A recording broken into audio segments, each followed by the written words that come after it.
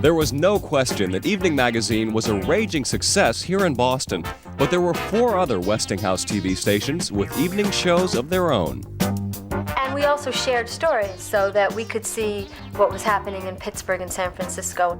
Along with Philadelphia and Baltimore, it was a mini evening network. So, if it worked well on 5 TV stations, executives thought, why not 100? Evening became a franchise, and each city could buy their own evening and have their own hosts and have their own city reflected. But it wasn't called Evening. They called it Evening conquers the world. Hi, I'm Mary Hart. And I'm Scott Moniak. Hi, I'm Bob Lacey. And I'm Laura Quinn. Hi, I'm Terry Neeson. And I'm Karen McGee. I'm Doug Waldo. And I'm Pat Brown. Hello, I'm Martha Vasquez. And I'm Michael Kalman. Welcome to PM Magazine. It was everywhere, like kudzu, that thing in the South that just grows and you can't stop it. But back here on Channel 4, New England was our universe. Robin, Marty, and the evening crews were busy producing stories. What I remember about Ted Turner is that he wanted us off the boat because we were costing him a knot.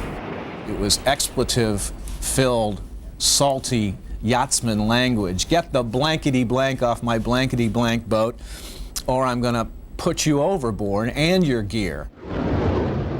I flew an FB-111. At the time, it was the most advanced avionics ever. It was a 5-hour mission. I threw up in the second half hour and sat there the whole 5 hours.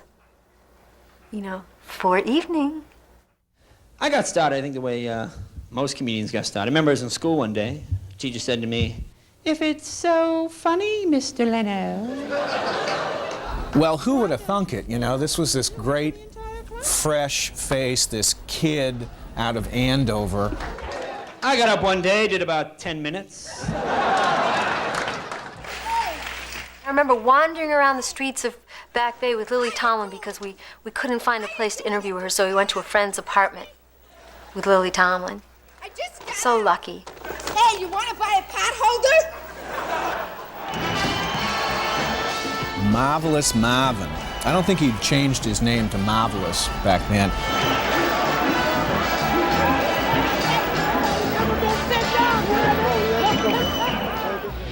We did Bruce Springsteen's first television interview. It's a short one. He was not very verbal, but we knew that this was the future of rock and roll. It's difficult to isolate one particular story because going back 13 years, you have little flashes, little frames of reference.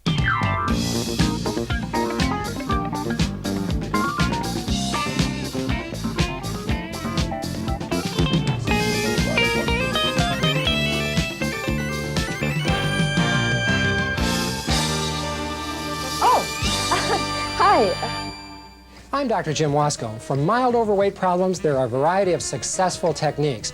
Hi, I'm Maggie. I love to exercise, but boy, do I hate the cold. And this week, we will be talking with David Bowie, The Who, Adam Ant, just to name a few. Hello, I'm Linda Harris. Of course, Linda Harris was one of the sweetest women. She had such a great job. In the early evening, the host didn't travel.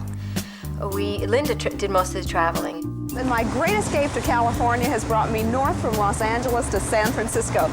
One day, Bill Hillier stuck his head in my office and said, "What would you do if you could do anything on television?" And I laughed and said, "I'd pay me to travel. That's all I'd really like to do." And it seemed to be a joke. And then a few weeks later, I was in Bermuda. We were shooting our first travel series. I hosted, wrote, produced the travel series until 1983. And I'm on another great escape, this time to Utah. But we had a wonderful time, and it was a very special experience to be part of that team. That first year, 10 months on the road, we had no backups. We lived in fear of bad weather because we had a slot to fill on that television program, and heaven forbid that we not fill it, and we always did. A special time with a special group of people. They will always live in my memories.